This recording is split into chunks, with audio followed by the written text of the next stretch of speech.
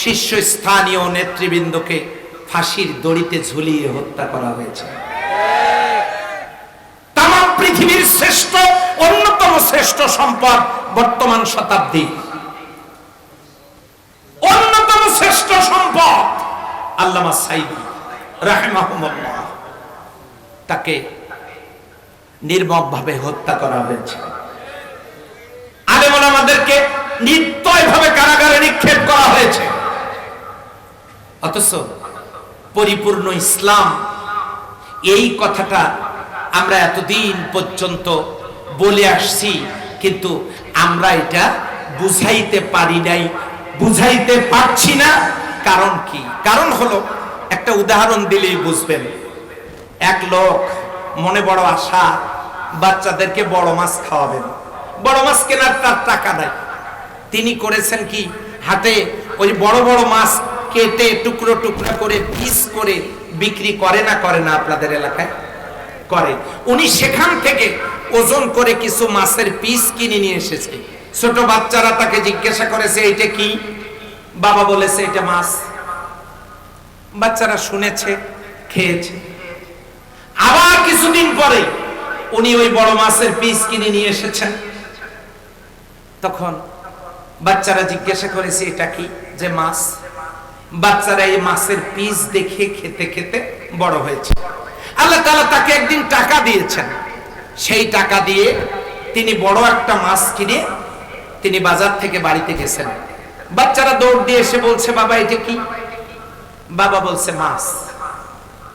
ছেলেরা তখন বলছে, না এটা তো মাছ না, মাছ মানে তো টুকরা, মাছ মানে তো পিস, মাছ মানে তো চাকা, মাছ মানে তো খন্ড। আমরা তো জানি মাছ সেইটা, এটা কোন মাছ?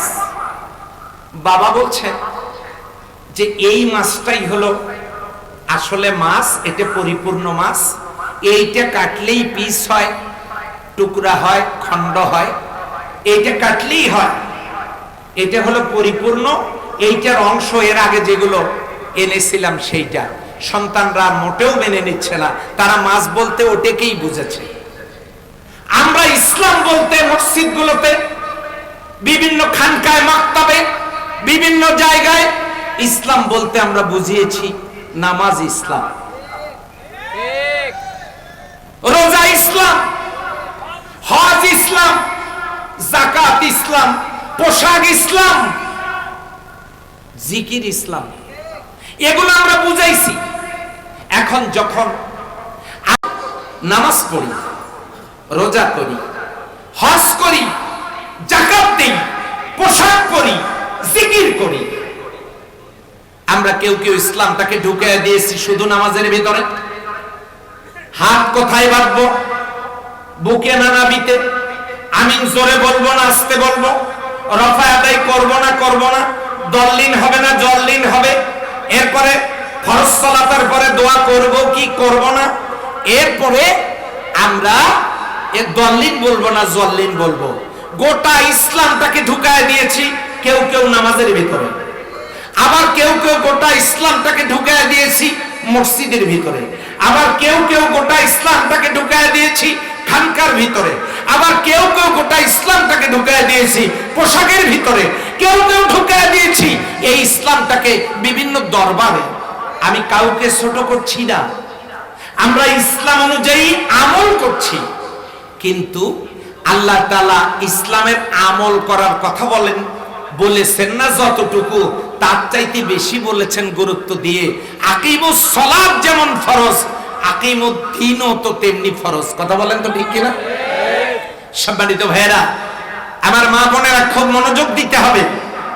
আমরা সালাত কায়েম করো, সালাত কায়েম করি, সালাত পড়ি, কায়েম তো নেই, সালাত পড়ি, কিন্তু আকিমুদ্দিন, দিন কায়েম করো, কোরআনের সমাজ রাষ্ট্র কায়েম করো, এই ব্যাপারে আমরা নীরব। তার মানে আমরা ইসলাম পালন করব কিন্তু ইসলাম কায়েম করব না। সম্মানিত হাজিরিন, আল্লাহ তাআলা তার নবীজিকে প্রেরণ করেছেন অন্যান্য সকল মতাদর্শের উপরে দিনকে বিজয়ী করবার জন্য। এই কথাটাকে আমরা যখন মানুষের সামনে বোঝাতে গেছি যে পরিপূর্ণ ইসলাম কায়েম করতে হবে, তখনই আমাদের বিরোধিতা করে। কথা বলেন ঠিক কিনা? শুধু বিরোধিতাই না, এই ইসলাম যাতে সমাজে কায়েম হতে না পারে, এই জন্য যারা মানুষের তৈরি করা মতদর্শ নিয়ে রাজনীতি করে, তারা সিদ্ধান্ত নিল ইসলাম যারা কায়েম করতে চায় তাদেরকে আগাতে দেওয়া যাবে না। সাংস্কৃতিক কর্মীরা চিন্তা করলো ইসলামী সংস্কৃতি চালু হইলে আমাদের এই অপসংস্কৃতি এগুলো তো মানুষ দেখবে না, কাজেই তাদেরকে আগাতে দেয়া যায় না। ইসলামী শিক্ষা চালু হলে নৈতিকতা বিবর্জিত শিক্ষা ব্যবস্থা তো থাকবে না। এই যারা শিক্ষা সিলেবাস তৈরি করেন তারা তার বিরোধিতা করলো, রাষ্ট্র সরকার বিরোধিতা করলো। ইসলাম কায়েম হলে আমি তো ইসলামী রাষ্ট্রের ঝাড়ুদার হওয়ারও যোগ্যতা রাখি না, তারা বিরোধিতা করলো। এমনি করে করে সবাই যার যার অবস্থান থেকে পরিপূর্ণ ইসলাম কায়েমের অন্তরায় হয়ে দাঁড়ালো। ইসলামী সমাজ যারা কায়েম করতে চায় তাদের বিরুদ্ধাচারণ করা শুরু করে দিল। কিন্তু আল্লাহ রাব্বুল আলামিনের কালামের দিকে লক্ষ্য করুন। আল্লাহ রাব্বুল আলামিন বলেন, লিইউযহিরাহু আলাদ দীনি কুল্লিহি ওয়ালাউ কারিহাল মুশরিকুন। আল্লাহ বলছেন মানুষের তৈরি করা মতাদর্শের উপরে, অন্যান্য দল মতের উপরে, যা ইসলাম সমর্থিত নয় এমন মতাদর্শের উপরে দিন বিজয়ী করার দায়িত্ব দিয়ে আপনাকে প্রেরণ করা হয়েছে। আপনি মহান দায়িত্ব দিয়ে আল্লাহ তাআলা আপনার নবীজিকে জমিনে প্রেরণ করলেন, কিন্তু তাকে মার খাওয়ালেন কেন? তাইফের ময়দানে তার উপরে জুলুম চলল কেন? তিনি কেন উহুদের ময়দানে আহত? তার আহত হওয়ার সংবাদে তাকে যখন উহুদ পর্বতে নিয়ে যাওয়া হচ্ছে, একটা গুহার ভিতরে একটু বিশ্রামের জন্য, গোটা উহুদ পর্বত কাঁপতেছিল। আল্লাহর হাবিব সাল্লাল্লাহু আলাইহি সাল্লাম বললেন, উসবুত ইয়া উহুদ, হে উহুদ তুমি থেমে যাও। ফাইন্না আলাইকা নাবিয়াল্লাহ ওয়াস-সিদ্দীক আশ-শাহিদাইন, তুমি থেমে যাও, কাঁপাকাঁপি করো না। তুমি কি জানো না তোমার উপরে এখন আল্লাহর নবী, একজন সিদ্দিক, দুইজন শহীদ। পরবর্তীতে সিদ্দিক হলেন হযরত আবু বকর সিদ্দিক রাদিয়াল্লাহু তাআলা আনহু, শহীদ হইলেন হযরত ওমর রাদিয়াল্লাহু তাআলা আনহু, হযরত আলী রাদিয়াল্লাহু তাআলা আনহু। দুইজন শহীদ এবং একজন সত্যবাদী এবং একজন আল্লাহর নবী তোমার উপরে, তুমি কাঁপাকাঁপি বন্ধ করো। এই কথা শুনে উহুদ পর্বত থেমে গেল।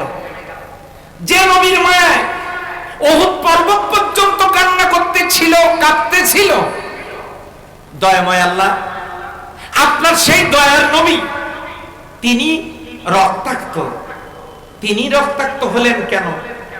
আপনি তো তাকে নবী করে প্রেরণ করেছেন, মহান দায়িত্ব দিয়েছেন, রাসূল বানিয়েছেন, তাকে মার খাওয়ালেন কেন? আমার ভাইয়েরা, আমার মা বোনেরা, এবারে লক্ষ্য করুন, বিশ্বনবী তিনি যদি শুকনা খেজুরের গাছে হাত দিতেন, তাজা খেজুর সেখান থেকে আসতো। বাচ্চাবিহীন উটনির বাটে হাত দিলে দুধ বেরিয়ে আসতো। গায়ের ঘাম সুগন্ধে পরিপূর্ণ ছিল, মাথার উপরে রোদ লাগতো না, মেঘবালা ছায়া দিত। এত কিছু মর্যাদা মর্তবা যেখানে, এত মুজিজা যেখানে, এত সম্মান ইজ্জত যেখানে, ওয়ারাফা'না লাকা যিকরাক, এত সম্মান ইজ্জত যার, তাকে আল্লাহ মার খাওয়ালেন কেন? এই গুরুত্বপূর্ণ জায়গায় আমাদেরকে একটু খুব গভীরে যেতে হবে। সেটা হলো এই কারণে তাকে মার খাওয়ানো হলো। আল্লাহ ইচ্ছা করলে তাকে কাফেরেরা মারতে পারত না, ফেরেশতা দিয়ে সবাইকে শেষ করে দেয়া যেত, কিন্তু তাকে মার খাওয়ানোর কারণ হলো আপনাকে আমি যে জন্য প্রেরণ করেছি, লিইউযহিরাহু আলা দীনি কুল্লি, মানুষের তৈরি করা মতাদর্শের উপরে দিন বিজয়ের যে মিশন দিয়ে আপনাকে প্রেরণ করেছি, এই মিশন নিয়ে ময়দানে নেমে পড়ার পর কাফের মুশরিকদের মনের ভিতরে জ্বালা যন্ত্রণা শুরু হয়ে যাবে। আপনি যা চাইবেন আমি আপনাকে দিব। গায়ের ঘামের সুগন্ধ হয়তো চাইছেন, দিয়েছি। মাথার উপরে মেঘমালা হয়তো চেয়েছেন, দিয়েছি। আপনি যদি দোয়া করেন উহুদ পর্বতটাকে স্বর্ণ বানায় দিতে হবে, আমি আল্লাহ সেই জন্য প্রস্তুত। তার মানে দুনিয়ায় আপনি যা কিছু চাইবেন আমি আপনাকে দিব, কিন্তু আমি যে দায়িত্ব দিয়ে আপনাকে প্রেরণ করেছি সেই দায়িত্ব হলো দিন বিজয়ের দায়িত্ব।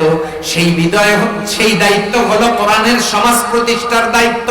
সেই দায়িত্ব হলো মানুষের তৈরি করা মতাদর্শের উপরে ইসলামী রাষ্ট্র প্রতিষ্ঠার যে দায়িত্ব আমি আপনাকে দিয়েছি, সেই দায়িত্ব পালন করতে গিয়ে আপনি ঘরে থাকতে পারবেন কি পারবেন না? আপনাকে কি রাতের আধারে হিজরত করতে হবে কি হবে না? আপনি আপনার সাহাবীরা তাদের শরীর ক্ষতবিক্ষত হবে কি হবে না? সাহাবীদের জীবন থাকবে কি থাকবে না, নাকি তারা শহীদ হয়ে যাবে? আপনাকে জেলখানায় থাকতে হবে কি হবে না? শিয়াবে আবু তালিবের কারাগারে 3টি বছর আল্লাহর নবী ছিলেন। আপনাকে কারাগারে থাকতে হবে কি হবে না? আপনার জীবন থাকবে কি থাকবে না? আপনার জান থাকবে কি থাকবে না? আপনি বাড়িতে থাকতে পারবেন কি পারবেন না? আপনাকে হিজরত করা লাগবে কি লাগবে না? সাহাবীদের জীবন দেয়া লাগবে কি লাগবে না? আমি আল্লাহ ওইটা আমার দৃষ্টিতে আমি আনবো না। কারণ হলো আমি দেখব দুনিয়াতে আপনি যা চাইবেন আমি আল্লাহ দেওয়ার জন্য প্রস্তুত, কিন্তু আমি যে দায়িত্ব দিয়ে আপনাকে প্রেরণ করেছি, আপনার জীবন থাক অথবা যাক, মার আসুক অথবা না আসুক, কারাগারে থাকতে হোক আর অথবা না হোক, আপনি সকল ঝুঁকি মাথায় নিয়ে দিন কায়েমের কাজ আপনি করেছেন কি করেন নাই, এই ব্যাপারে আমি আল্লাহ এই ব্যাপারে কোনো ছাড় আপনাকে দিব না, কোনো ছাড় হবে না।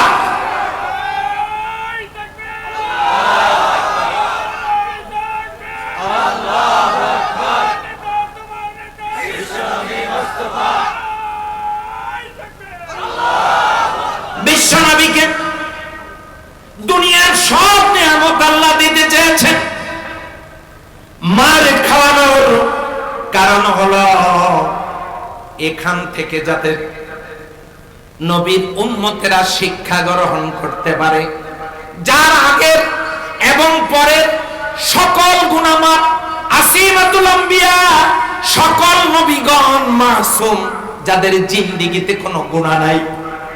আপনার আমার নবী যিনি জান্নাতি, তিনি যদি আল্লাহর পক্ষ থেকে জান্নাতি মাসুম হয়ে থাকেন, তাহলে তাকে কষ্ট দিতে হবে কেন? কষ্ট দেওয়ার উদ্দেশ্য এটা না, কষ্ট দেওয়ার উদ্দেশ্য হলো ওইটা, দয়া নবী মার খেলেন এই জন্য যাতে তার উম্মতেরা এখান থেকে শিক্ষা গ্রহণ করতে পারে। যদি জেলে যা লাগে, শিয়াবে আবি তালিবের 3 বছরের জেল তিনি রেখে দিলেন। এই জেলে গিয়ে প্রমাণিত হলো এই কোরআনের সমাজ কায়েমের জন্য প্রয়োজন যদি হয় জেলে যাওয়া লাগতে পারে, প্রয়োজন যদি হয় মায়ের খাওয়া লাগতে পারে, প্রয়োজন যদি হয় শহীদ হওয়ার জীবন দেয়া লাগতে পারে, প্রয়োজন যদি হয় ফাঁসির রশি গলায় পরে চুমু দিয়ে গলায় পরে শাহাদাত বরণ করা লাগতে পারে। এই শিক্ষা তিনি দিলেন, এটাও শিখালেন দিন কায়েমের কাজে আমার নবীকে পর্যন্ত আমি ছাড় দেই নাই, সেই নবীর উম্মতদেরকেও এই কাজ থেকে বিরত আল্লাহ এবং তার রাসূল দেখতে চান না। কথা বলেন ঠিক না ঠিক? সেই নবীর প্রেমে, নবীর জীবনের সিরাতের আলোচনায় প্রয়োজন যদি হয় জেল জুলুম নির্যাতনের, আমাদের ভাইয়েরা জীবন দিয়েছেন, রক্ত দিয়েছেন, শহীদ হয়েছেন, জেল খেটেছেন, আবারও যদি কখনো আল্লাহর দ্বীন কায়েমের জন্য এই রকম পরীক্ষা দিতে হয়, আজকের এই ময়দানে সেন্ট্রাল ঈদগাহ মাঠের মাহফিলে কারা কারা রাজি আছেন? দুহাত তুলে দেখা যায়।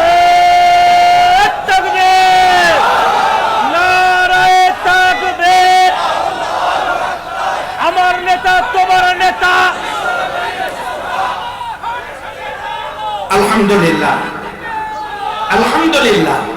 তাহলে এখানে স্পষ্ট যে নবীজিকে আল্লাহ ছাড় দেন নাই।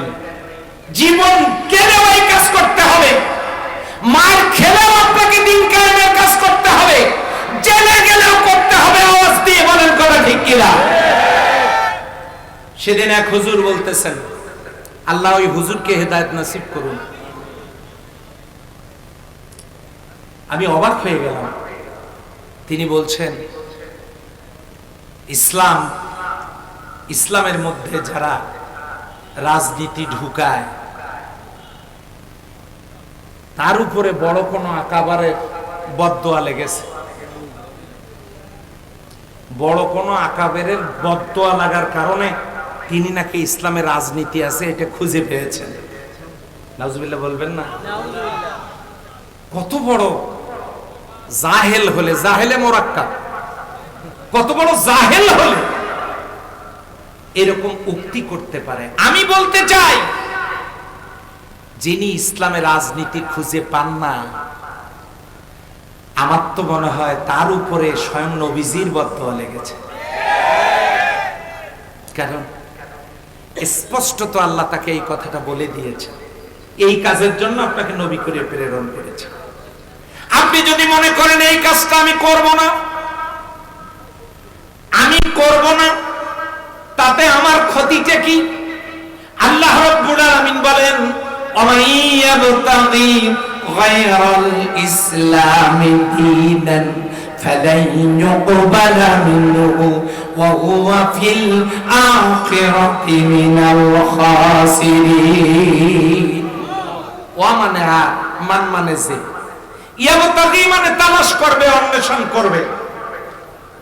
গয়ের মানে বিপরীত, ইসলাম মানে ইসলামের বিপরীত। যে ব্যক্তি ইসলামের বিপরীত কোনো কিছু তালাশ করবে, এটা কোনো সংগঠন হতে পারে, দল হতে পারে, রাজনীতি হতে পারে, কোন মার্কা হতে পারে, কোন ক্লাব হতে পারে, কোন সমিতি হতে পারে। যে দলের, যে সমিতি, যে ক্লাব, যে রাজনীতি